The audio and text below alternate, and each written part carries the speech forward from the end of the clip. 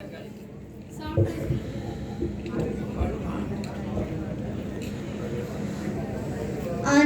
Chief Guest of the Day, respected principals, sir, teachers, parents, and all my dear friends. Today I am standing in front of you to deliver a speech on Republic Day. Before moving forward, I would like to wish you all a very happy Republic Day. I am not a good author, so please pardon me if I do any mistake. India celebrates Republic Day every year on 26 January. This day, India was declared as Republic country as well as Constitution of India came into force after independence of long years of struggle. Republic Day in India has a great importance in the history as it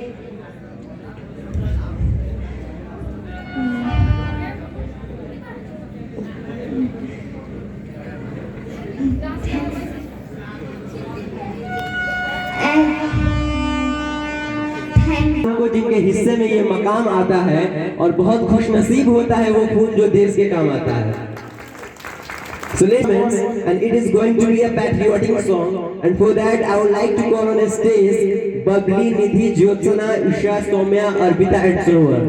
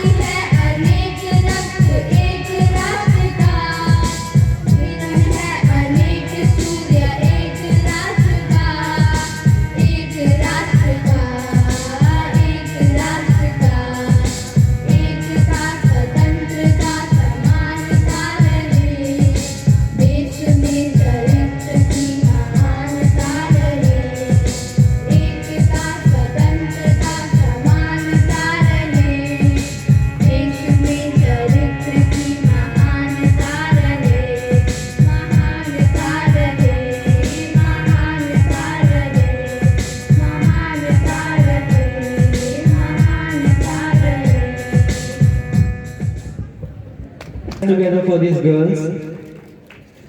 कहते हैं कि नफरत बुरी है न पालो इसे, नफरत बुरी है न पालो इसे, दिलों में है खालिश निकालो इसे, न तेरा न मेरा न इसका न उसका, न तेरा न मेरा न इसका न उसका, ये सबका वतन है संभालो इसे.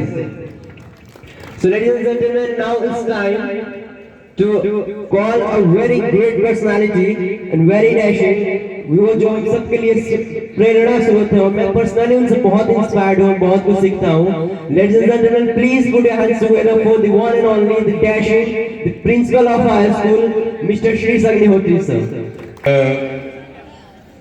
The chief guest and the guest of honor, Mrs. Sindhu Singh, I welcome both of you from the core of my heart on this auspicious occasion of Republic Day. And I welcome to all the students, their parents, and all the dignitaries of the area that they have got time enough to be present here to celebrate 72nd Republic Day today. And today we are all assembled here. All the students who are standing behind, all of you sit here. Come here. Sir, इनको बुलाइए sir, बैठे। Today we are all assembled here to celebrate 72nd Republic Day, and this is memorable day for us because not only on this day India declared its constitution, it adopted its constitution, but it became the free country after getting Purna Swaraj on this day. From the Britishers in 1950, we got complete freedom today, and fraternity. So this is the day when we should take hope that we will develop these values in our personality and will perform all the actions which are for the development of the country. Thank you. Jai Hind, Jai Bharat. It was so full of motivational words, and the way you told us about Republic Day that we are celebrating today, it was really amazing. तो कहेंगे कि पंख भी है, उड़ान भी है, हौसलों में जान भी है। पंख भी है, उड़ान भी है, हौसलों में जान भी है, इन फड़कती भुजाओं में आसमान छूने का अरमान भी है। सवाली तो बनती है, नीरस से माहौल में एक खुशहाली तो बनती है। यह रंग जो बिखरे हैं मंच पर कर समेटने हैं तो जनाब आपकी जोरदार ताली तो बनती है। साहब, जो ये दीवार का सुराग है, चाइना, अमेरिका, पाकिस्तान साजिशों का हिस्सा है, मगर हम इसे अपने घर का रोशनदान कहते हैं, अपने घर का रोशनदान कहते हैं।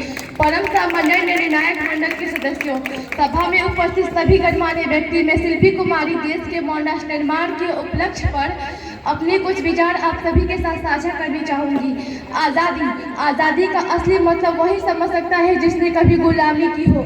हम सौभाग्यशाली है कि हमने स्वतंत्र भारत में जन्म लिया। यूँ तो आज़ादी की लौ 1857 में ही जल चुकी थी, जो वर्षाल बनकर 1947 में हमारे देश को आज़ाद कराई।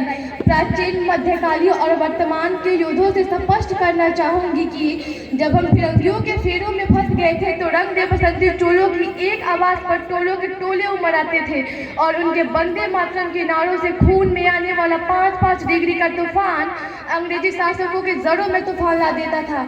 लोग मर जाते थे, मिट जाते थे, फांसी चढ़ जाते थे, तो वे भी अपनी देशभक्ति साबित कर रहे होते थे, क्योंकि ये उस दौर की देशभक्ति की कसौटी थी।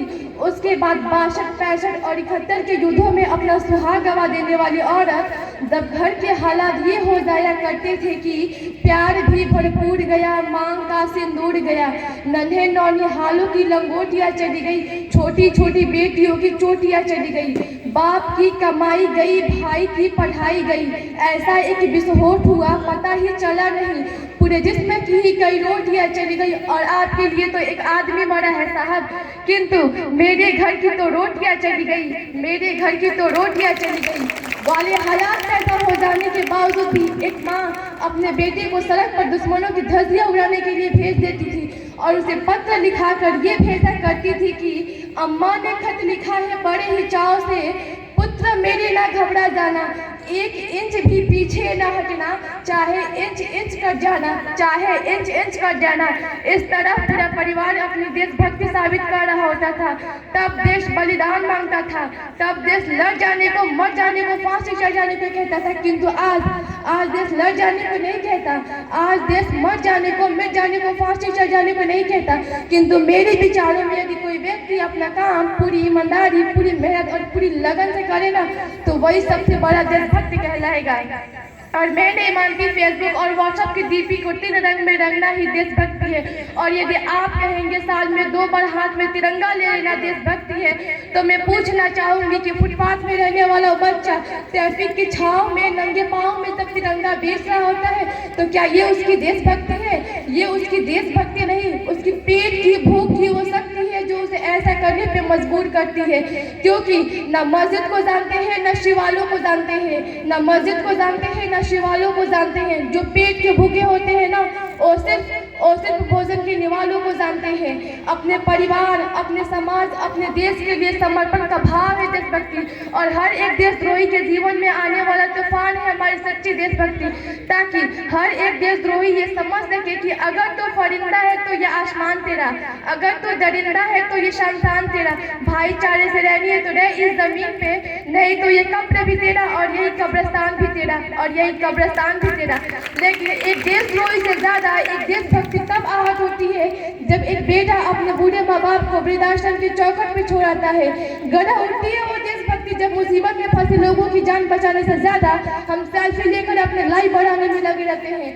आज के इस दौर पे वो युवा जिनके ऊपर जिम्मेदारी थी अपने देश, अपने राष्ट्र की आशाओं को बांधे रखने की, वही युवा 4 भाई 4 की छोटी सी स्क्रीन पे अपने कोमल उंगलियों के घर्षण मात्र से अपनी भावनाओं की इमोजी भेज रहा है। 4 पुत्र वोट का काम मेरा रोज का जाने भारत का भविष्य तबाह कर रखा है। हम ना एक ऐसे समाज में जीते हैं जहाँ लड़कों से बात करता देख जो भाई हड़काते हैं, लड़कों से बात करता देख जो भाई हड़काते हैं, वही भाई अपनी गर्लफ्रेंड के किसी घर में हंस के सुनाते हैं। मैं बता दूं कि महिला सुरक्षा के मामले में आज भी हम चौथे नंबर पे आते हैं। हम ना एक ऐसे समाज में जीते हैं जहां पत्थर के मुहूर्त को लगते हैं 56 भोग और भूखे नंगे तड़पते सो जाते हैं लोग, भूखे नंगे तड़पते सो जाते हैं लोग। मजदूर को मजदूर समझिए, मजबूर नहीं।